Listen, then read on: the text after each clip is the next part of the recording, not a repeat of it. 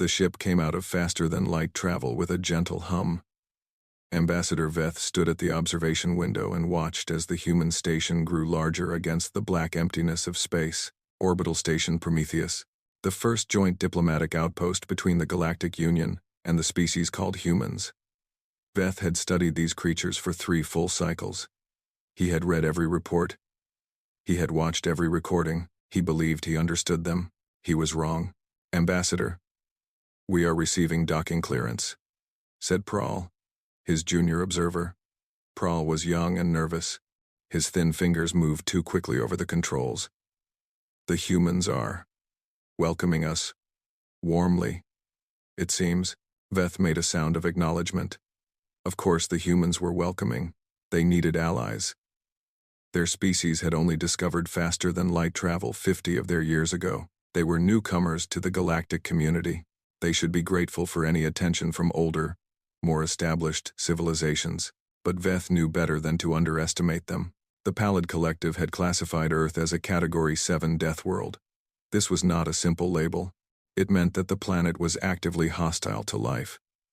Earth had a poisonous atmosphere filled with oxygen, a gas so reactive that it could burn through metal over time. The planet sat in a zone of intense radiation from its own star. It had massive bodies of water that could crush ships.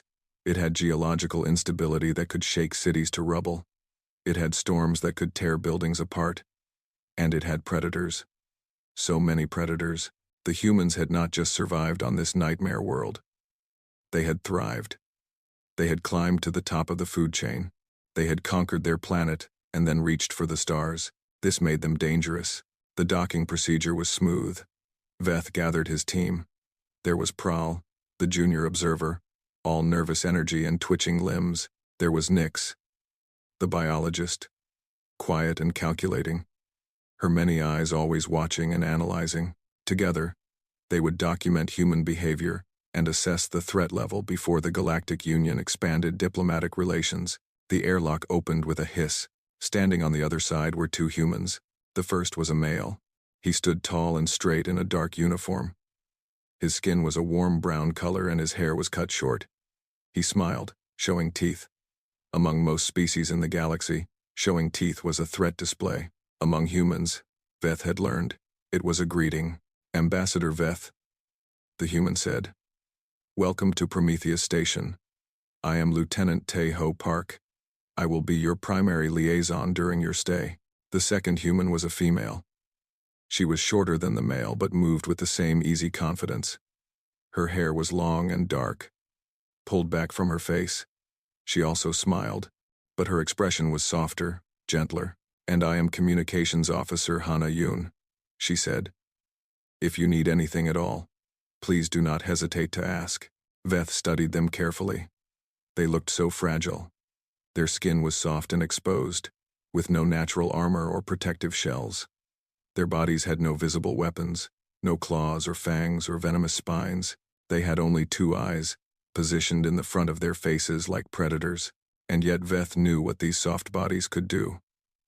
Human bones were dense and strong. Their muscles could generate tremendous force.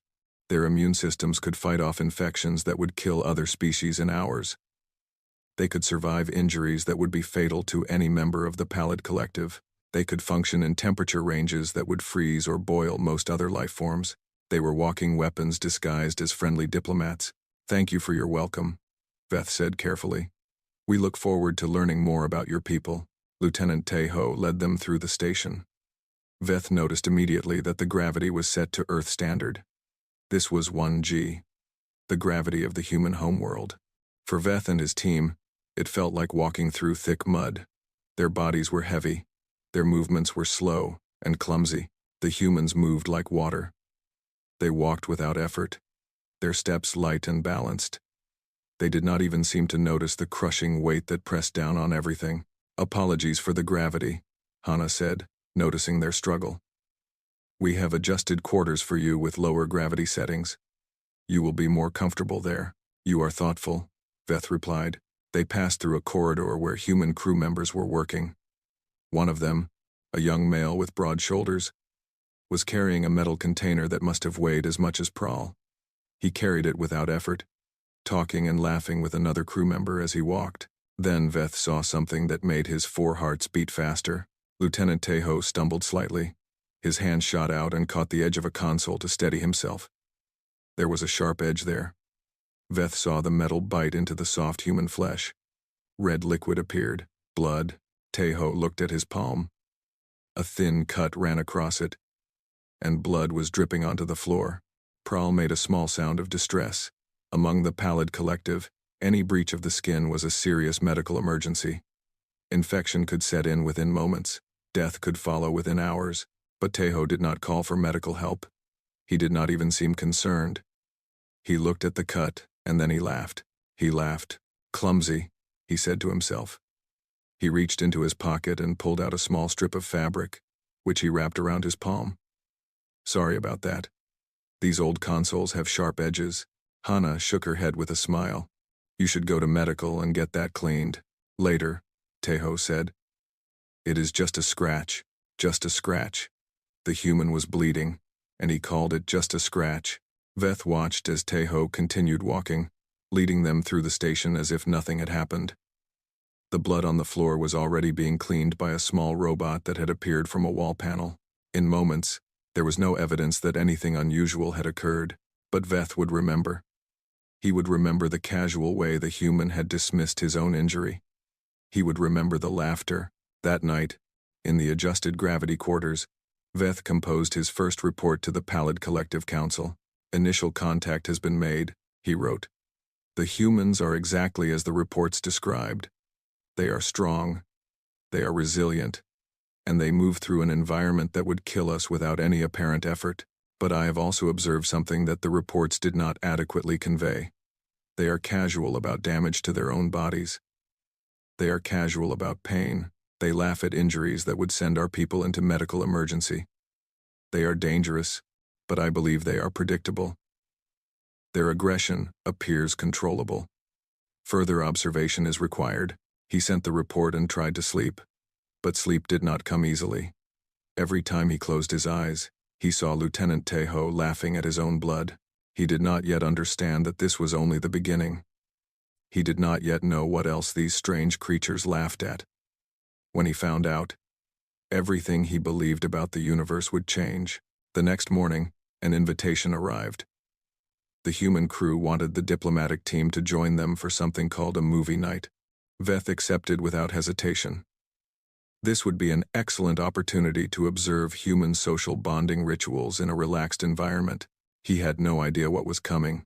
The recreation hall was larger than Veth had expected. It took up an entire section of the station, with soft seating arranged in rows facing a massive screen on one wall.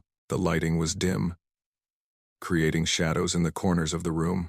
Humans filled the seats, talking and laughing with each other. The sound of their voices was loud and warm, like the noise of water rushing over rocks. Veth entered with Prahl and Nix close behind him. They had received strange looks from the human crew over the past few days, but not unfriendly ones. The humans seemed curious about them, the same way the diplomatic team was curious about the humans. Ambassador Veth, a voice called out from the crowd. Veth turned and saw a human male approaching. This one was older than Lieutenant Tejo, with lines around his eyes and gray streaks in his short black hair. His uniform had different markings, indicating a higher rank. He walked with the confidence of someone who was used to giving orders and having them followed. I am Sergeant Q. Bake, the man said, Security Chief of Prometheus Station. Welcome to movie night. Thank you for inviting us, Veth replied. We are eager to learn about your social customs. Sergeant Q grinned.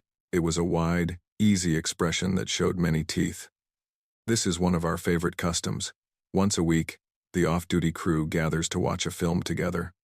It is a bonding ritual. We share food, we share drinks, and we share stories. Stories on a screen, Nick said, her many eyes blinking in sequence. We have similar traditions. Entertainment recordings. Exactly, Sergeant Q said. Tonight is a special one. We are watching a classic. The crew voted on it last week. He led them to seats near the front, where Lieutenant Tejo and Hana were already waiting. Hana smiled and waved, patting the empty seats beside her. Sit here, she said. You will have a good view. Prowl sat down carefully, his thin body sinking into the soft material of the seat. This is comfortable, he admitted. A human female approached them. She was young, with a round face and bright eyes. In her hands she carried containers of something white and fluffy. Popcorn, she said, offering a container to Veth. You eat it during the movie. I'm engineer Sujin Im. Nice to meet you. Veth examined the popcorn. It smelled strange but not unpleasant. He took a small piece and placed it in his mouth. The texture was unusual, but the taste was acceptable. Salty and slightly sweet. Thank you, he said. The lights in the room dimmed further. The screen came to life with bright colors. Veth settled back in his seat and prepared to observe. The film began quietly. There was music, soft and slow. Images appeared on screen showing a human dwelling in an isolated location. It was surrounded by tall plants that Veth recognized as trees. There was no other civilization visible. The dwelling was alone. Inside the dwelling, a human female was preparing food. She was young and attractive by human standards. She moved through her kitchen with quick, efficient movements. Everything seemed peaceful, and then Veth noticed something. The music had changed. It was no longer soft and slow. There was tension in it now, low notes that seemed to press against the ears. A rhythm like a heartbeat. Growing faster and faster. On screen, the human female stopped moving. She looked toward a dark doorway. Her expression changed. Her eyes widened. Her breathing became rapid and shallow. Something was in the darkness. Veth felt his own body responding to the images. His 4 hearts began to beat faster. His scales tightened against his skin. These were prey responses, ancient instincts coded into his species over millions of years of evolution. The film was triggering them deliberately. The creature emerged from the darkness. It was wrong. Everything about it was wrong. It had too many limbs. Its body twisted and bent in ways that defied bone and muscle. Its face was stretched and pale, with eyes that were black holes of emptiness. It moved without sound, gliding across the floor toward the female human. Prowl gasped. His thin fingers gripped the arms of his seat. Beside him, Nyx released a cloud of distress pheromones, a chemical signal that meant danger, run, escape now. The nearby humans wrinkled their noses at the smell but did not look concerned. On screen, the creature caught the human female. What followed was terrible. The sounds alone made Veth want to cover his hearing membranes. The images were graphic and violent. The creature did things that Veth did not have words for in any language he knew. And then, the impossible happened. A human voice rang out in the darkness of the recreation hall. It was a young female voice, high and sharp. A scream, but it was followed by laughter. Veth looked around in confusion. A human female was clutching another female's arm, both of them shaking with what appeared to be amusement. The first female had screamed at the images on screen, but now she was laughing about it. That part always gets me, she said, still giggling. G1, you scream every time, her companion said, rolling her eyes. But she was smiling too. You know it is coming and you still scream. I know, Dasum. That is what makes it fun. Fun. The word hit Veth like a physical blow. This was fun to them. He looked at the other humans. They were all watching the screen with expressions of excitement and enjoyment. Some of them covered their eyes during the most intense moments, but they were smiling as they did it. Others shouted advice at the characters on screen, telling them to run, to hide, to fight back. They were engaged. They were entertained. A particularly violent scene played out, and the entire room gasped as one. Then they cheered when the creature was momentarily driven back. Sergeant Q leaned over to Veth. Great tension in this scene, he said casually. The director really knew what he was doing. Veth could not respond. He was watching a room full of humans consume terror like it was the popcorn in their hands. They were taking images of death and suffering and violence, and they were enjoying them, not because they wanted these things to happen in reality, but because the fear itself was pleasurable to them. The film continued. More creatures appeared. More humans died in horrible ways. The survivors fought back with desperate courage. some of them sacrificing themselves so others could escape, and through it all, the audience laughed and gasped and cheered. When the film finally ended, the lights came back on. The humans stood and stretched, chattering happily about their favorite scenes. They debated which deaths were the most creative. They praised the creature design. They discussed the music and the lighting and the acting. They treated it like art, because to them, it was. Prahl had not moved from his seat. His eyes were fixed on the now dark screen. "Ambassador," he whispered. "They critique the craftsmanship of their own nightmares." Veth did not answer.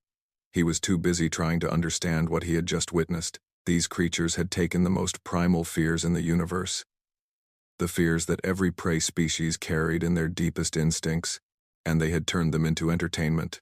What kind of species did that? What kind of species could do that?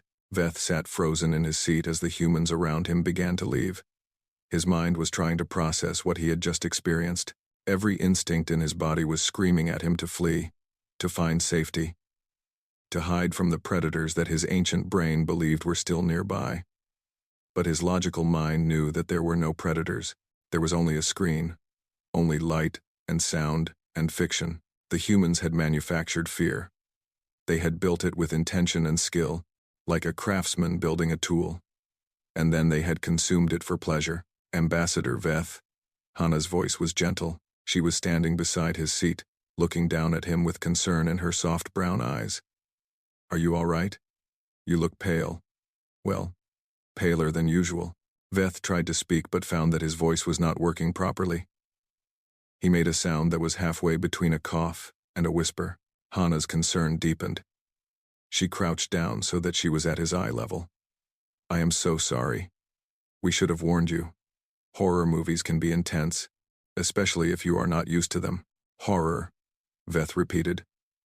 The word felt strange in his mouth. "This is a category of entertainment?" "Yes," Hannah said. "Horror films, horror stories, horror games. They are very popular with humans. Some people love them.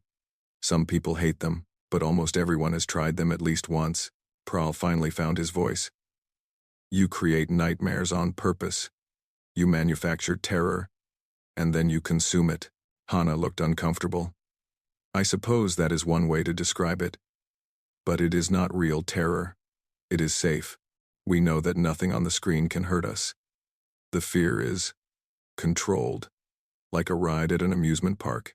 Your heart beats fast and you feel scared, but you are never in actual danger. But the fear is real," Nick said. She had been running biological scans on her portable device throughout the film. "Your bodies responded as if the threat was real. Your heart rates increased. Your stress hormones rose. Your muscles tensed for fight or flight. You experienced genuine fear reactions." "Yes," Hannah admitted. "But we like it." The three aliens stared at her. Hannah tried to explain. "When we know we are safe, fear can feel exciting. It makes us feel alive. And when the scary part is over, we feel relief. The relief feels good. The whole experience is thrilling." G1, the young female who had screamed and laughed, bounced over to join them. "First time watching a horror movie?" she asked cheerfully. "I remember my first one. I could not sleep for 3 nights. But then I watched another one, and now I love them. There is nothing like a good scare. Nothing like a good scare." Prahl repeated in a hollow voice. Sergeant Q approached with Lieutenant Tejo beside him. The security chief looked apologetic. "I should have considered that our entertainment might be disturbing to other species. On Earth, horror is a normal part of our culture. We have horror stories going back thousands of years. Every human culture has them. Tales of monsters, ghosts, demons, creatures that hunt in the night." "Why?"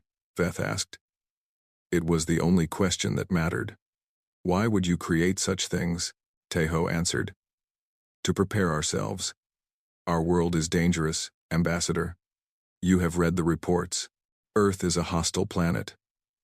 Our ancestors faced predators, natural disasters, diseases, war, famine. Fear was the emotion that kept them alive. It told them when to run, when to fight, when to hide. But fear can also control you, if you let it. So we learn to master it, by exposing yourself to it deliberately. Nick said slowly, understanding dawning in her many eyes. Exactly, Tejo said. If you face your fears again and again in controlled circumstances, they lose their power over you. Horror stories teach us that we can survive fear, that we can think and act even when we are terrified, that the monster can be defeated. Da-som, the female who had comforted Ji-won during the film, spoke up. She was leaning against a wall with her arms crossed, her expression calm and steady. On the screen, the humans fought back. They did not just die. They struggled. They survived. That is the point of horror. Not the death, but the survival. Veth considered this. It was a logical explanation. It even made a certain kind of sense. But it did not explain everything. The creature in the film, he said. It was not a real animal. It was not based on any predator from your world. It was something else. Something wrong. Something that violated the natural order of biology. Sujin, the engineer, nodded. Cosmic horror. Existential dread. Humans are creative creatures, Ambassador. We do not just fear what is. We fear what might be. What could be. What exists in the dark spaces between stars. Our imagination creates monsters that no evolution could produce. And then you face those imagined monsters, Veth said. You create the worst things you can think of, and then you laugh at them. Sometimes, Ji-won said. Sometimes we scream and cry and have nightmares for weeks, but then we watch another horror movie and do it all again, because each time, the fear has a little less power over us. Veth stood up slowly. His legs felt weak, but they held him. He looked around at the humans who had gathered nearby, all of them watching him with friendly curiosity. They did not look like monsters. They looked like people. Soft, fragile, kind people who had invited strangers to share in their entertainment. But they were also people who had domesticated fear itself. I need time to think, Veth said. This is a great deal to process. Of course, Hana said gently. Please, take all the time you need. And again, I am sorry we did not warn you. Next movie night, we can choose something gentler. We have comedies too, and romances, and adventure films that are exciting but not scary. You have categories, Veth said. Different types of manufactured emotions. Tejo smiled. Hundreds of them. Humans have been telling stories since before we had writing. It is how we understand ourselves and each other. It is how we prepare for life. Veth nodded slowly. He turned and walked toward the exit, Prahl and Nix following close behind. At the doorway, he stopped and looked back at the room full of humans. One more question, he said. Your children. Do they watch these horror films? Some of them, Sergeant Q said. We start them young with gentler scares. Fairy tales with villains. Spooky stories around campfires. As they grow older, the scares grow with them. By the time they are adults, most humans have faced dozens of fictional monsters. You train your young to face fear. We train them to survive fear. Dassam corrected. There is a difference. Veth left the recreation hall without another word. But the words echoed in his mind as he walked through the corridors of the human station. They train their young to survive fear. He had thought he understood humans. He had thought they were dangerous but predictable, strong but controllable. He had been wrong about everything. That night, as he lay in his quarters and tried to sleep, Veth could not stop thinking about what he had witnessed. The humans had shown him something true about themselves. Something that the official reports had not captured. They were not just survivors of a death world. They were masters of terror. And somewhere deep in Veth's ancient prey brain, a new fear was forming. Not fear of the humans themselves, but fear of what it meant that such a species existed. What it meant for the galaxy. What it meant for everyone. 3 days had passed since movie night. Veth had not slept well during any of them. Every time he closed his eyes, he saw the creature from the film. Its twisted body, its empty black eyes, its horrible, gliding movement through the darkness. But worse than the images were the sounds that accompanied them in his memory. Not the screams of the victims, not the music designed to create fear, The laughter. The human laughter. He sat now in the small research room that had been assigned to his team. Prowl was curled in a corner, his thin body wrapped around itself in a defensive posture that he had not relaxed since the film. Nyx stood at a workstation, her many eyes fixed on data screens that glowed with biological information. "I have completed my analysis," Nyx said. Her voice was steady, but there was something beneath it, something that might have been awe, or terror, or both. "Tell us," Veth said. Nyx manipulated the screens, bringing up charts and graphs. Human brain chemistry is unique among known species. When they experience fear in a controlled environment, an environment they know is safe, their brains release a combination of stress hormones and pleasure hormones simultaneously. The fear response activates, but it is immediately followed by a reward response. "They feel good when they are scared," Prowl said from his corner. He did not uncurl. "Yes and no," Nyx replied. "They feel good when they are scared and know they are safe. The key is the knowledge of safety. Real danger produces only stress hormones, but fictional danger, controlled danger, produces stress followed by reward. The experience becomes pleasurable." Veth processed this information. Their brains evolved to enjoy fear. Not exactly. Their brains evolved to reward the successful navigation of fear. Imagine an ancient human ancestor. It encounters a predator. It experiences fear. The fear drives it to run, to fight, to survive. When the danger passes, the brain releases pleasure hormones as a reward. "Good job surviving. Do that again." "But there is no actual survival here," Veth said. "There is no real predator. Just images on a screen. The human brain does not distinguish between real and fictional stimuli as clearly as you might expect," Nyx explained. "The same neural pathways activate. The same hormones release. The brain experiences the fear, experiences the survival, and rewards itself accordingly. Over time, this creates positive associations with the experience of controlled fear." Veth stood and walked to the window. Outside, the stars burned cold and distant. Somewhere out there was Earth, the death world that had produced these impossible creatures. "They have trained themselves to enjoy terror," he said quietly. "More than that," Nyx said. "They have developed entire industries around it. They have artists who specialize in creating fear. Writers, directors, musicians, designers. They have competitions and awards for the most effective horror. They have communities of enthusiasts who share and discuss their favorite fears. They have academic studies on the psychology of horror and its effects on the human mind." Prowl made a small sound from his corner. "They have turned fear into an art form, and a science," Nyx added. "And a business, and a hobby, and a social activity. Fear permeates their culture in ways that I am still discovering. Their children's stories contain villains and monsters. Their religions contain demons and hells. Their histories are full of wars and disasters that they remember and retell. They are surrounded by fear from birth to death, and yet they are not broken by it," Veth said. "They are not paralyzed. They function. They build civilizations. They reach for the stars, because they have learned to process fear without being controlled by it. They face it, they experience it, they laugh at it, and then they move forward. Fear does not stop them. It fuels them." Veth returned to his seat. He knew what he had to do. He had to write his report to the Pallid Collective Council. But he did not know how to explain what he had learned. How could he make the council understand what he had witnessed? He began to write. "Honored Council," his message began. "I have completed initial observations of the human species, and I must revise my earlier assessment. The humans are more dangerous than we believed, but not for the reasons we expected." He paused, gathering his thoughts. "Humans do not merely survive terror, they cultivate it. They have developed entire industries dedicated to manufacturing fear, packaging it, and consuming it recreationally. They expose their young to frightening stories as developmental tools.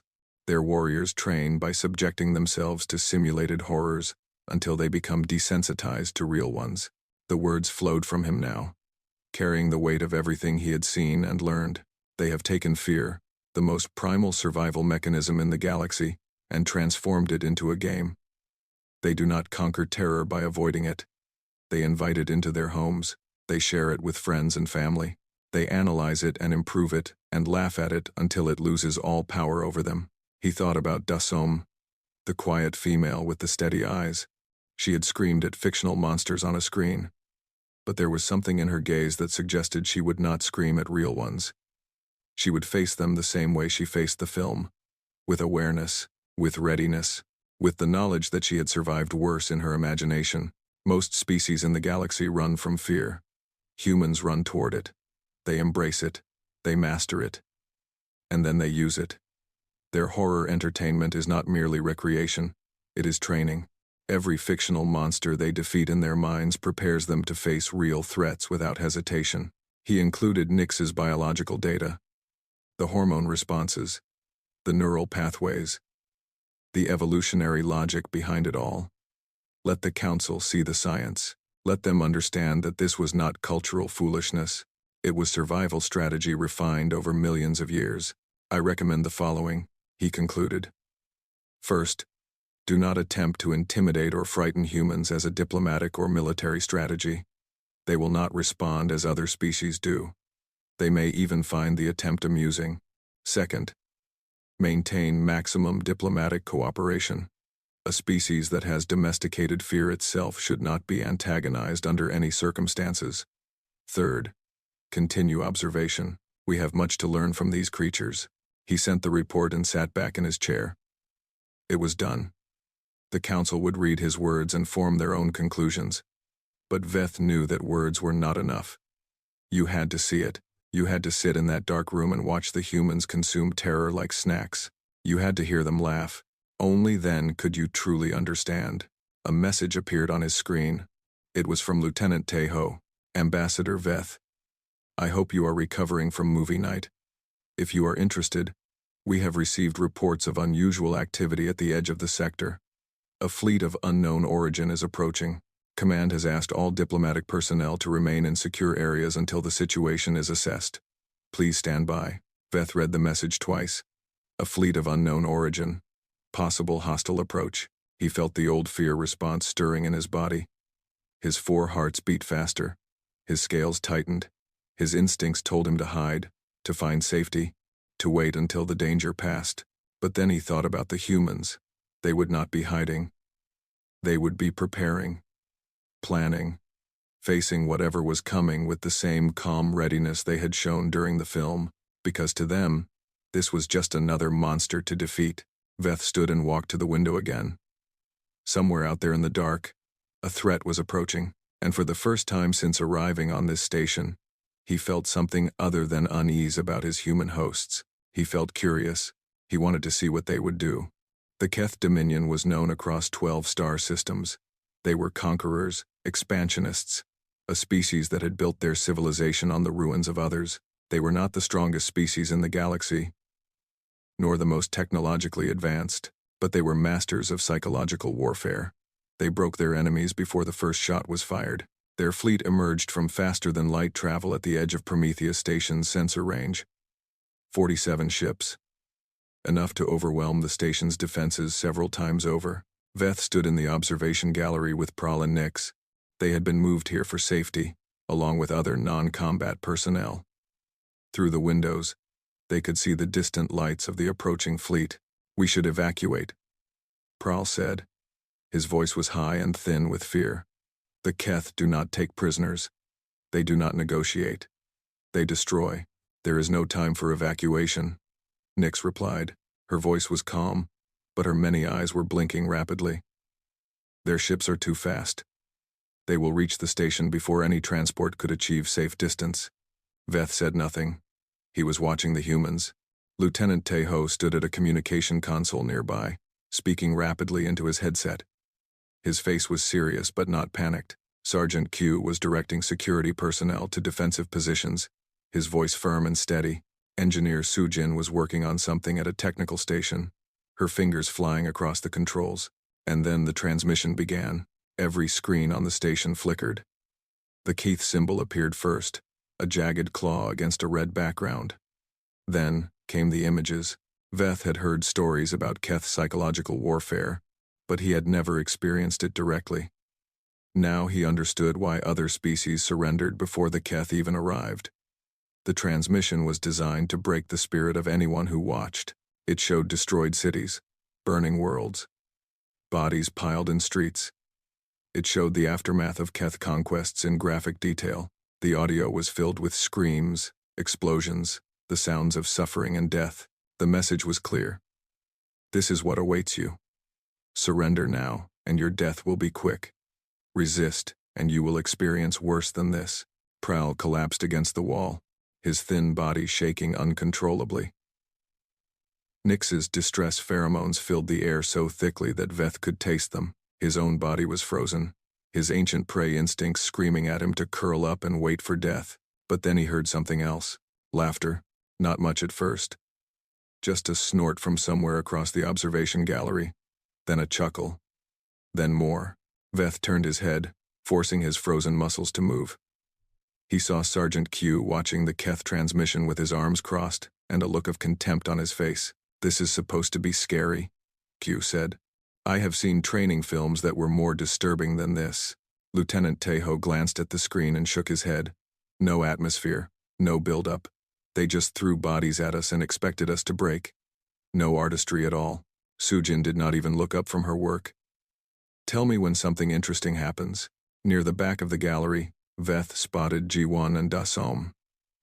Ji-won, who had screamed at fictional monsters days before, was watching the Keth transmission with steady eyes. Her hands were not shaking. Her face was pale but determined. Da-som stood beside her. When the transmission ended, Da-som cracked her knuckles. The sound was loud in the sudden silence. "So," Da-som said. Her voice was flat and cold. "When do we fight back?" The words cut through the fear that had paralyzed Veth. He stared at the human female in disbelief. She had just witnessed the Keth's horror show, and her response was not fear. It was not despair. It was anticipation. The station's commander, a human female named Captain Yuna Lee, appeared on internal screens. She was an older woman with gray hair and sharp eyes. Her voice was calm and measured. "All hands. This is the captain. The Keth have made their position clear. They expect us to surrender or die.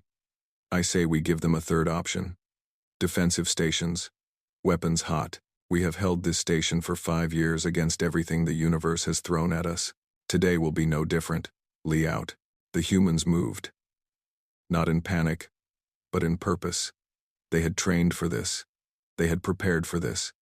And in a way that Veth was only beginning to understand, they had been waiting for this. Hana appeared at Veth's side. "Ambassador, please stay in this section. It is the most protected part of the station. We will keep you safe."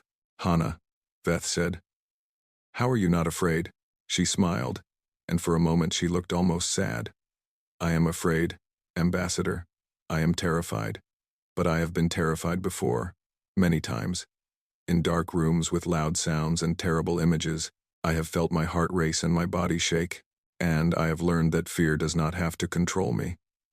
It is just a feeling. I can feel it, and still act." Then she was gone, moving to her station, doing her job, being human. The battle lasted 4 hours. Veth watched from the observation gallery as human fighters launched from the station's bays. He watched as missiles streaked through space toward the Keth fleet. He listened to the communications between pilots as they engaged the enemy, and what he heard changed him forever. "Target locked. Going in. Watch your left. There is one on your tail. Got him. Nice shooting, Da-som. Thanks. 3 down. 44 to go." And through it all, the humans joked. They laughed. They hummed songs under their breath as they fought for their lives. One pilot, a young male named Ho-jin, started singing something that Tejo later identified as a horror movie theme song. Other pilots joined in, their voices crackling through the communications channel. They were turning combat into another form of entertainment, another monster to face and defeat. The Keth had not expected this. Their psychological warfare had never failed before. Every species they had encountered had broken under the weight of their threats. But the humans just laughed. They laughed and they fought and they did not stop fighting. When it was over, 23 Keith ships had been destroyed. The rest had retreated. Prometheus Station had taken damage, but it still stood. Human casualties were light. The Keth had lost nearly half their fleet. In the aftermath, Veth found himself standing in the now quiet observation gallery. The stars outside were the same as always, cold and distant and uncaring. But something had changed. Sergeant Q approached him. The older human had a cut on his forehead and dust on his uniform. But he was smiling. "Hell of a day," Q said. "You okay, Ambassador?" "I do not understand," Veth replied. "The Keth showed you death and destruction. They promised you suffering beyond imagination, and you laughed at them." Q shrugged. "They tried to scare us with images of violence. Ambassador, we have been scaring ourselves with worse since before we invented fire. Every nightmare they showed us, we have seen before, in our stories, in our films, in our own imaginations. They thought they could break us with fear." He laughed softly. "They did not understand. We have already seen worse. We built it ourselves. We showed it to each other for fun. The Keth brought war to our doorstep and expected us to cower, but we have been playing in the dark our whole lives. The dark does not scare us anymore." He patted Veth on the shoulder, a gesture that the human probably meant as comfort. "Welcome to humanity, Ambassador. Stick around. It only gets stranger from here." Veth watched him go. Then he turned back to the window and the stars beyond. His report to the council would need updating. He would tell them about the battle, about the human response to the Keth, about the laughter on the communications channel, but mostly, he would tell them this: the Deathworlders do not fear the dark. They have played in it too long. Any species that makes war against humanity should understand this truth. They have already seen worse in their own dreams, and they found it entertaining. In the distance, the last Keth ships disappeared into the black. They would carry stories back to their dominion. Stories of a species that could not be frightened, a species that laughed at death, and perhaps, for the first time in their long history of conquest, the Keth would know what it felt like to be afraid.